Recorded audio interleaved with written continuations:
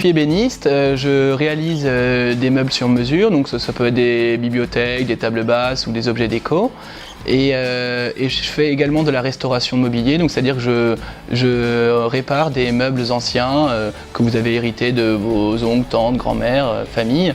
Voilà les deux grandes parties de Label Ébénisterie, qui donc est une entreprise de patrimoine vivant. J'ai commencé le lycée sans trop de motivation. J'étais dans la série scientifique. J'avais aucune matière qui ressortait du lot qui me plaisait plus que ça. Donc j'ai eu la chance d'avoir un père qui fait de la restauration de mobilier, chez qui j'allais souvent le mercredi après-midi respirer les différentes odeurs, jouer avec les copeaux et voir mon père travailler. Et ainsi je me suis investi dans le bois après le bac, en passant un CAP, un peu un retour aux sources. Alors, donc je pratique ce métier parce que je trouve qu'il y a un savoir-faire qui se transmet de génération en génération. C'est pas un métier qui est figé. Il y a certaines choses qu'on apprend de père en fils et qui s'apprennent vraiment devant l'établi et pas dans des bouquins. Donc ça, je trouve que c'est déjà un point qui est vraiment intéressant.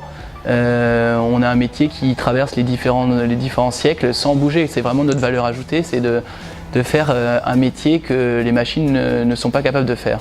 Quand on fait de la restauration de mobilier, ce sont des meubles qui datent du XVIIIe siècle, qui ont été créés d'une certaine manière, avec certains matériaux, dans une certaine éthique.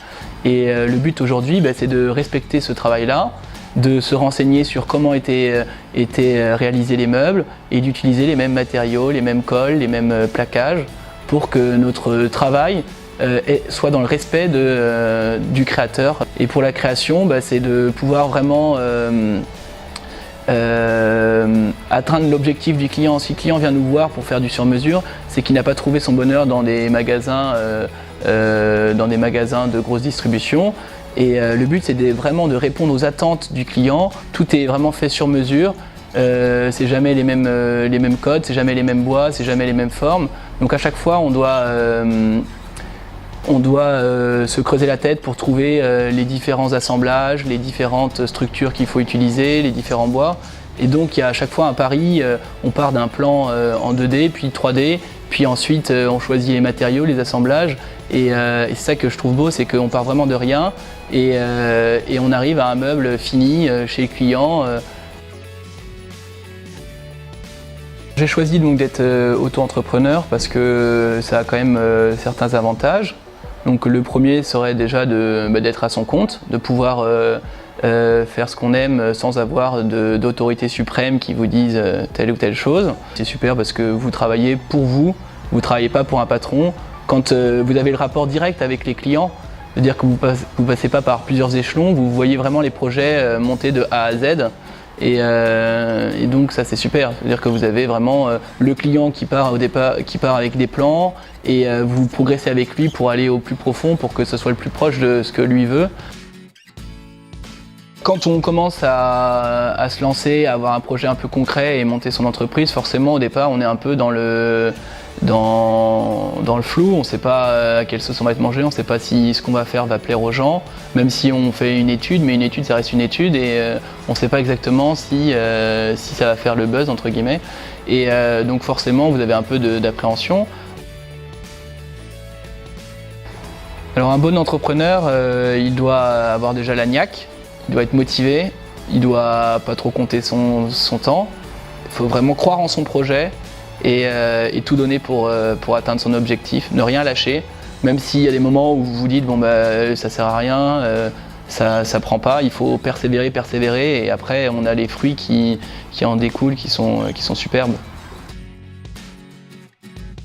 Moi je préconise plutôt le fait de travailler et de se faire plaisir en même temps, donc ça c'est pas donné à tout le monde mais c'est cette chance là. De me lever le matin en me disant voilà, la nuit déjà j'ai rêvé de ce que je devais faire le jour même et ça c'est vraiment super.